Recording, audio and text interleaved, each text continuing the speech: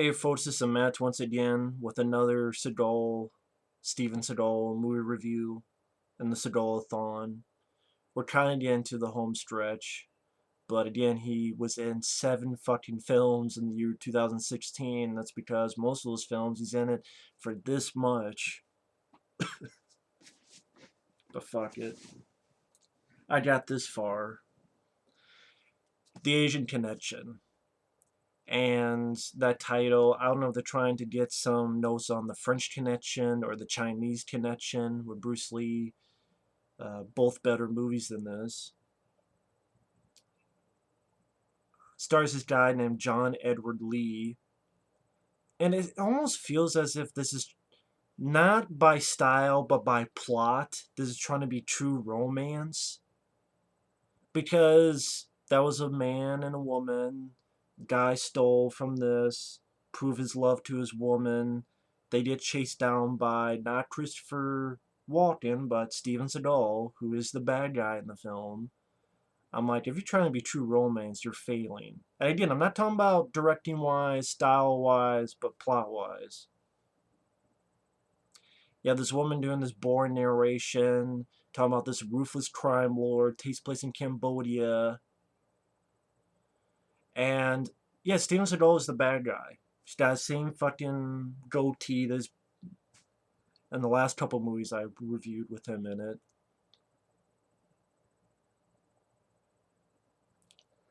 He's probably in this film at most 10 minutes, give or take. And, you know, I won't jump to the ending, because this is hilarious. Because Seagal is the bad guy, but he doesn't die. He kills the lead guy and lets the girlfriend go. And then she's living on an island saying, oh, you know, I'll get to that. But yeah, the lead guy dies because Seagal's the bad guy. And I know in one of the endings for True Romance, I think Christian Slater was supposed to die, but then things were changed. I don't know if the director was going for that, the original ending for True Romance, or if it's just, well, Steven Seagal, he's not going to die unless he kills himself in Machete, or he fucking flies away on a fucking spaceship as if he's Poochie, waiting to see another fucking planet. And fucking The Perfect Weapon, which I'll get to. And for those who don't get that, Poochie, it's a reference to The Simpsons. You know what? I'll say that for The Perfect Weapon. The perfect way to end on a perfect weapon. There's one perfect weapon. It's called Jeff fucking Speakman. This movie, there's really not much to say. Seagal's at the beginning of the film after that narration by the woman who we found as the lead's girlfriend. But Seagal is this crime lord, drug lord in Cambodia. This other guy's complaining to Seagal saying it's not big enough for the two of us. Then again, this little back and forth sword fight where he flips the guy and stabs him. You cut to these two guys. One of them is John Edward Lee, our lead. Another is this guy who gets mad if you call him stupid.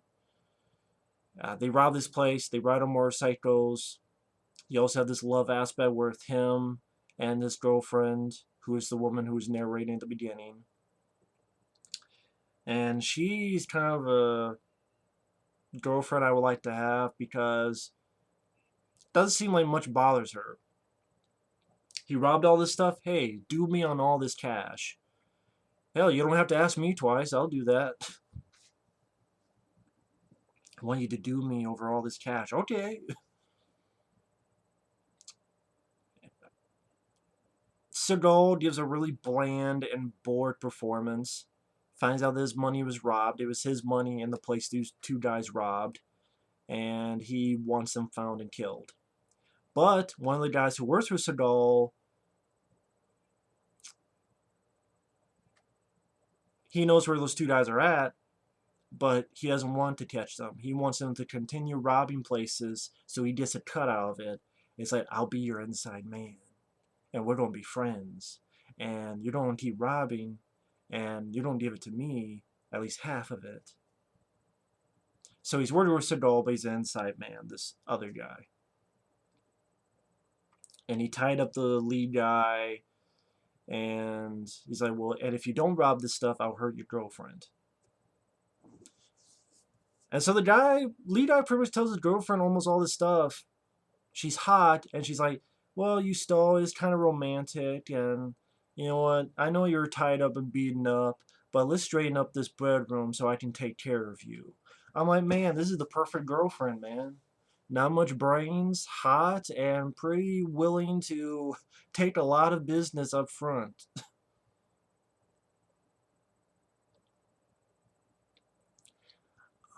Seagal once in a while pops up. He's with this woman I guess he likes, showing her, I guess, these moves, but it looks like really goofy fucking dancing where he's like doing this.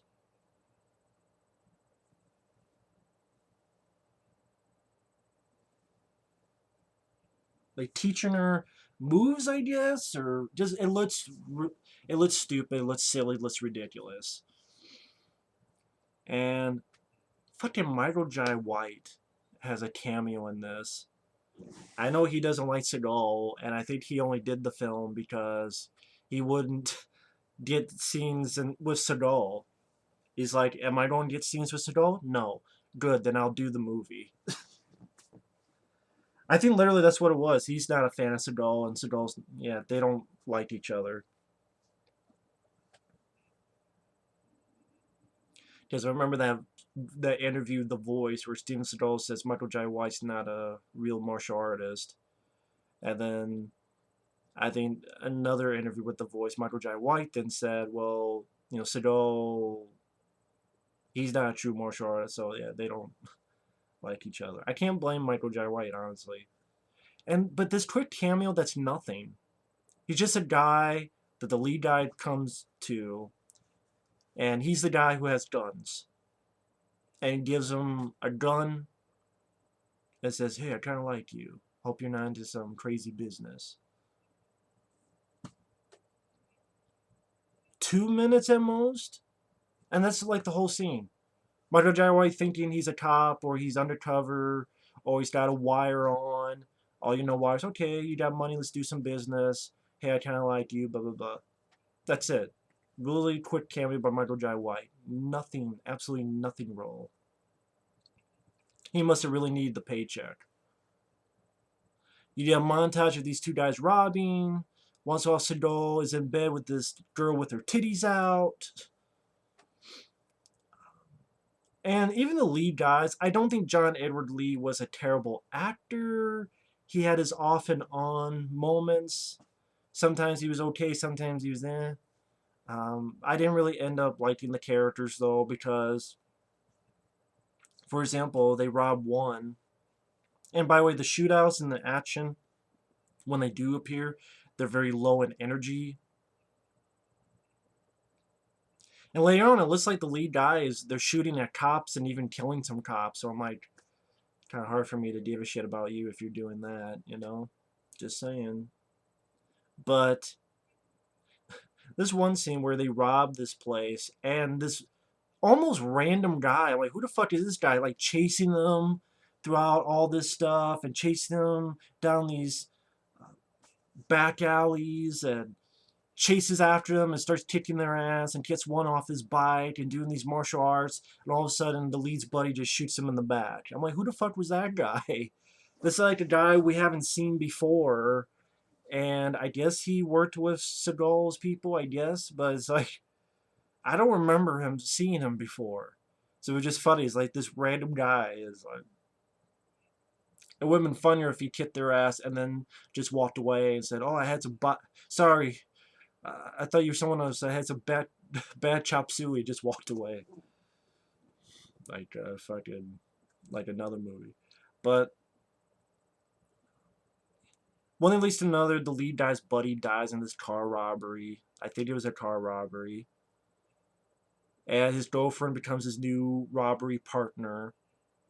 And at this point, they come out and they're shooting at cop cars, and looks like some cops get killed. And I'm like, why should I give a shit about these two people then?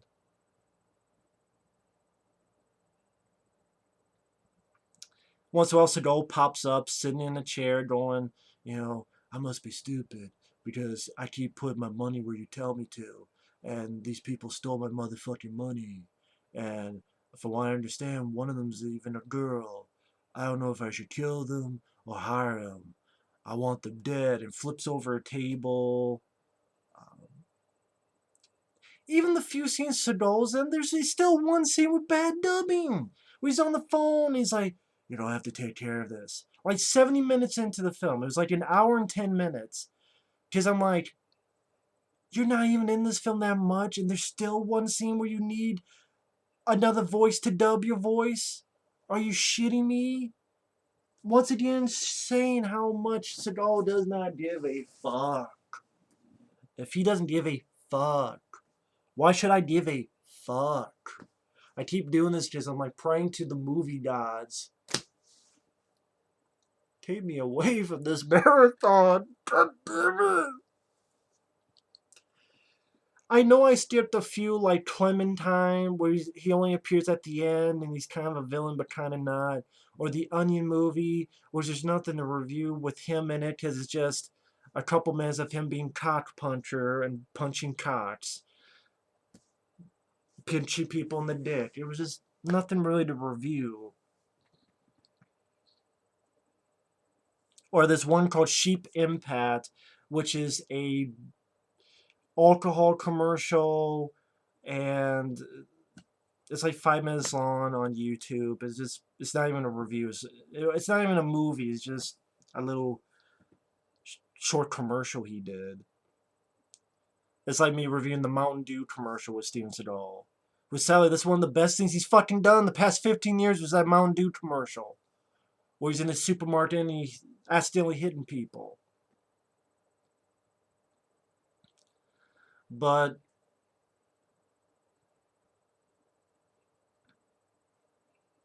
during one robbery, the lead guy gets shot. The woman takes the bullet out.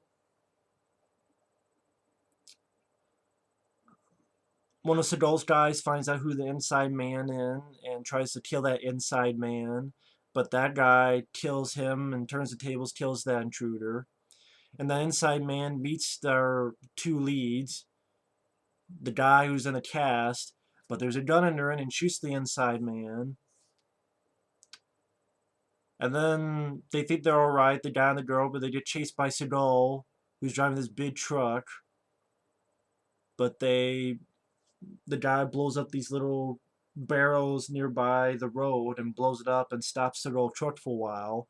They think they're safe again. Seagal and a couple people are coming at them while they're by this port.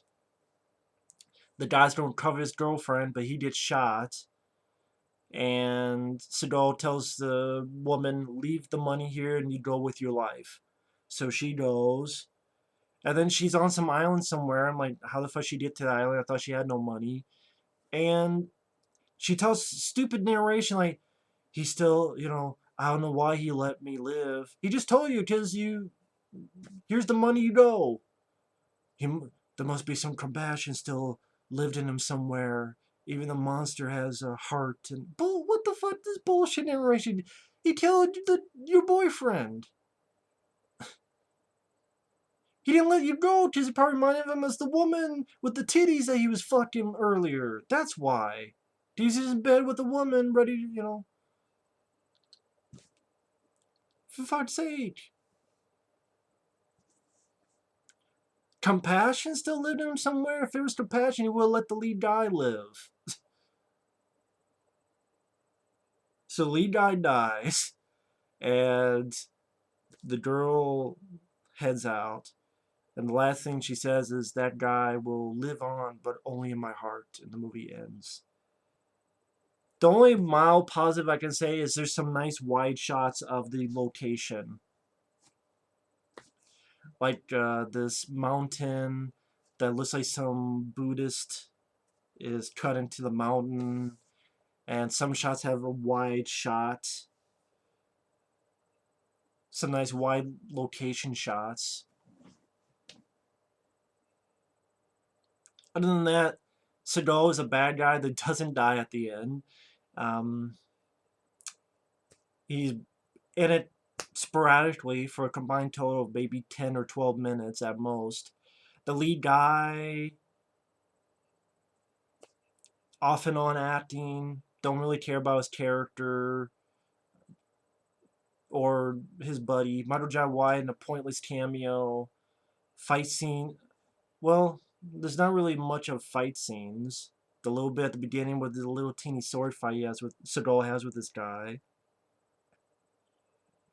Or that one martial arts guy beating the two leads guy and his partner's ass. Little firefights that have no energy to them, low energy. It just a kind of a what ending? Like, huh? Of course, because it stars Steven Seagal.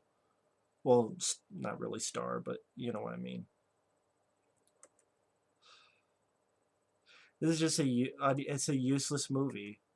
If you want to see this movie, just watch True Romance. I know you could do that for a lot of movies, and that's not fair to say, but if you like this film, what is there to like? Also, Seagal's a bad guy. Yeah, a bad guy who's in it for a couple of minutes just for him to sit in a chair and go, man, you got my motherfucking money with his goatee and his fat ass. It's not impressive. Van Damme and Enemies Closer, that was a fun performance. Whatever you think about the movie, that was a very fun performance. He's a vegetarian and he's laughing wildly at times. It's almost as if Van Damme was the Joker and he lets the lead guys kill him at the end. He's the bad guy. And he has a fun death scene. At least his reaction to it.